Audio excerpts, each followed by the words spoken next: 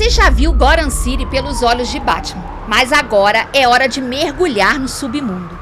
Pinguim nos leva para os becos sombrios da cidade, onde traições, ambições e monstros humanos moldam a trama. Colin Farrell entrega uma atuação monstruosa como Oscorp, o Pinguim, transformando um vilão clássico em um personagem tão real que chega a ser assustador. É uma série que redefine o que esperamos de histórias de heróis e vilões. Vamos descobrir juntos o que torna Pinguim uma das produções mais aclamadas do ano.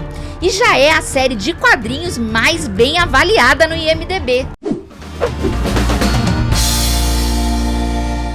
Fala, meus amigos, fãs ou não de super-heróis, vocês estão prontos para mergulhar ainda mais no lado sombrio de Gotham City? Hoje vamos falar sobre Pinguim, a nova série que continua a história de The Batman, mas com um olhar muito mais sombrio e pessoal sobre os vilões dessa cidade. Com apenas 8 episódios, ela está no Max, prontinha para maratonar. A série começa poucos dias após os eventos do filme. Gotham está um caos. As ruas inundadas pelo plano do Charada deixaram a cidade vulnerável e sem liderança. Com a morte de Carmine Falcone, o submundo do crime se transforma em um campo minado de oportunidades e perigos. Nesse cenário desolador, Oscorp, o Pinguim, vê a chance de ascender a hierarquia criminosa. Mas não pense que será fácil. Ele enfrenta desafios brutais, traições e um grande obstáculo, Sofia Falcone, interpretada brilhantemente por Christian Milioti. Sofia é filha de Carmine Falcone e passou mais de 10 anos no asilo Arkham. Ela carrega um desejo intenso de restaurar o legado de sua família, mas também está marcada pelos traumas que viveu. E com o assassinato de seu irmão, ela irá até onde for preciso para pegar o culpado e se vingar. O maior mérito da série está nos personagens. São pessoas tão reais que poderiam estar vivendo no seu bairro, mas elas carregam o peso de Gotham nas costas. E é isso que faz a gente se envolver, porque mesmo quando Oz é cruel, a gente entende de onde vem. Tá certo que depois de alguns episódios, fica claro que ele é o diabo em pessoa.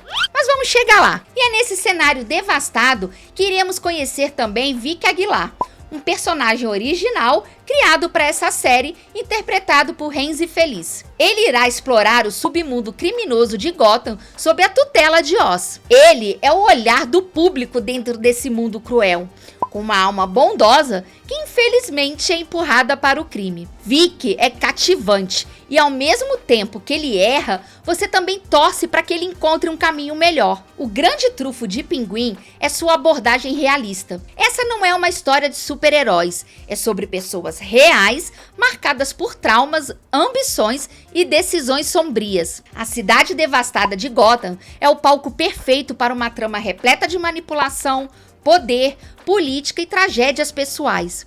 A produção é impecável, com cenários que expandem perfeitamente a Gotham City. Dos clubes sujos aos becos decadentes e mansões dos chefes do crime, tudo contribui para a imersão na série. Ela foi filmada inteiramente em Nova York. A iluminação sombria, os tons frios reforçam a atmosfera ameaçadora, fazendo de Gotham um personagem vivo e cheio de perigos. E sem dúvidas, o grande destaque vai para as atuações de Colin Farrell e Christian Milioti, fazendo de seus personagens pessoas reais, marcadas pelos conflitos e desgostos vividos. Eles são tão desajustados a ponto de se tornarem completos monstros. Milioti entrega uma performance marcante, mostrando uma mulher determinada a restaurar o legado dos Falcones, mas profundamente abalada pelo tempo em Arkham. Ela entrega uma atuação brilhante, evitando exageros, mesmo em cenas onde sua instabilidade é evidente. No episódio 4, onde conhecemos a sua história a fundo, vemos nascer uma vilã. É como tornar uma pessoa normal em alguém tão desajustada e traumatizada a ponto de se transformar em um monstro sedento por vingança e que no fim você acaba até torcendo por ela. O episódio é tão tenso que você nem percebe que o Pinguim não apareceu. O foco aqui é todo em Sofia. Esse episódio é um dos meus favoritos e vai te deixar bem reflexivo e com pena de tudo que ela passou. E para os mais fanáticos, existe um easter egg nesse episódio. Seria o Dr. Julian Hush, O personagem de Theo Rossi, médico que acompanha Sophie em Arkham, o espantalho, os espectadores notaram uma luva e uma máscara em sua mesa. Será? Já comenta aqui o que você acha. Até faria sentido, viu? Porque ele teve tanta presença em alguns momentos que nem era necessário. A não ser mesmo preparar ele para um próximo filme, talvez. E o que dizer de Farrell, que cria um vilão complexo que faz o público simpatizar com Oz apenas em seguida para se surpreender com os atos cruéis e impiedosos dele. É curioso gostar tanto da atuação de Colin Farrell quando mal se percebe que é ele por trás de Oswald Cobb. A maquiagem é tão perfeita que ele se perde por baixo dela. A voz rouca, os trejeitos, a forma de andar, ele se emprestou para dar vida ao Pinguim. Oz se apresenta como um verdadeiro gangster. Ele é apenas uma peça dentro de uma família mafiosa, trabalhando para os Falcone sem receber o respeito que acredita merecer, e às vezes desprezado, caçoado como um mero motorista. E é como dizem, o quanto uma pessoa aguenta ser pisada sem fazer nada. Todos temos orgulho e toda ação gera uma reação. Colin Farrell interpreta Oz de forma impecável. Ele não apenas consegue se sair bem de qualquer situação, mas também está sempre alguns passos à frente com um plano de contingência prontinho para entrar em ação. É muito divertido ver ele tramar os próximos passos, toda a ardilosidade que ele usa, e ao mesmo tempo é tão paciente com Vicky, relevando todas as falhas que ele comete.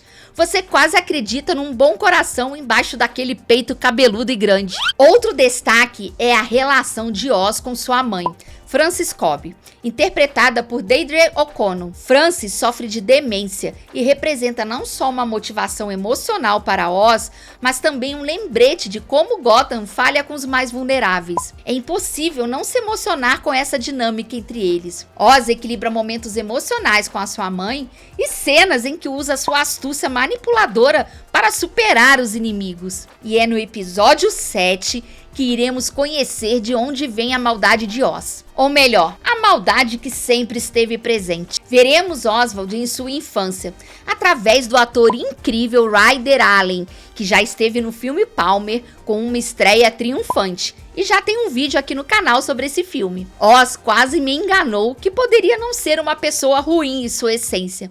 Mas com essa volta à sua infância, fica claro que a busca por ser reconhecido e valorizado vem de pequeno, e ele sempre fez tudo para conseguir isso. Esse também foi meu episódio favorito junto com o 4. Iremos nos aprofundar melhor na relação dele com a mãe e os irmãos. E sim, Oz é o diabo em pessoa. E confesso que não esperava esse rumo. Choquei nesse episódio. Mas tudo aqui é muito bem explicado e amarrado nessa série.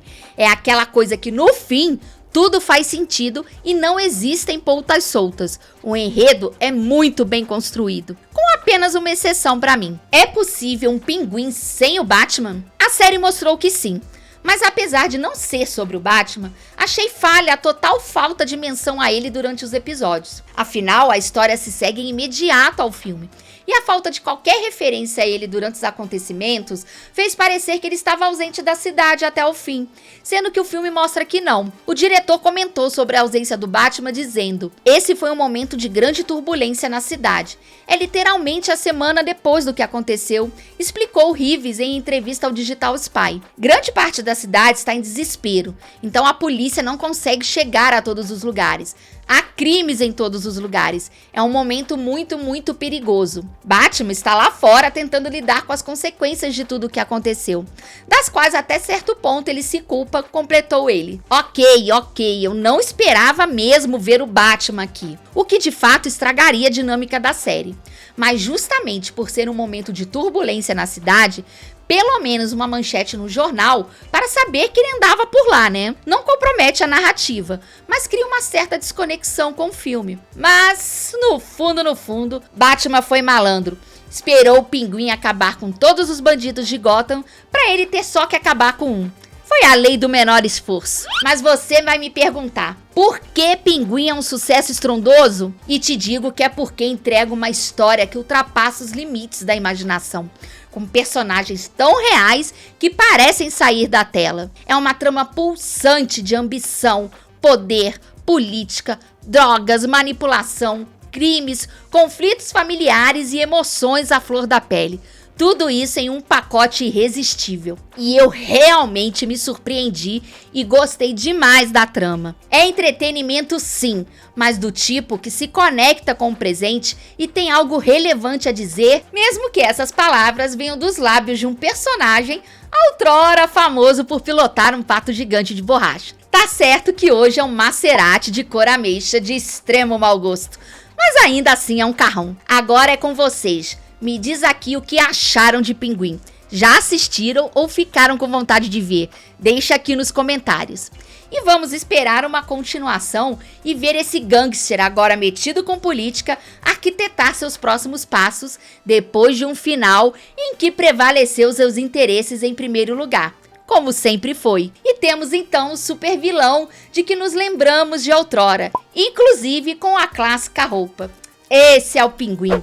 E se você curte séries de gangsters, vou te deixar com esse vídeo aqui da série Griselda, a chefona do tráfico colombiana que é implacável. E até o próximo vídeo.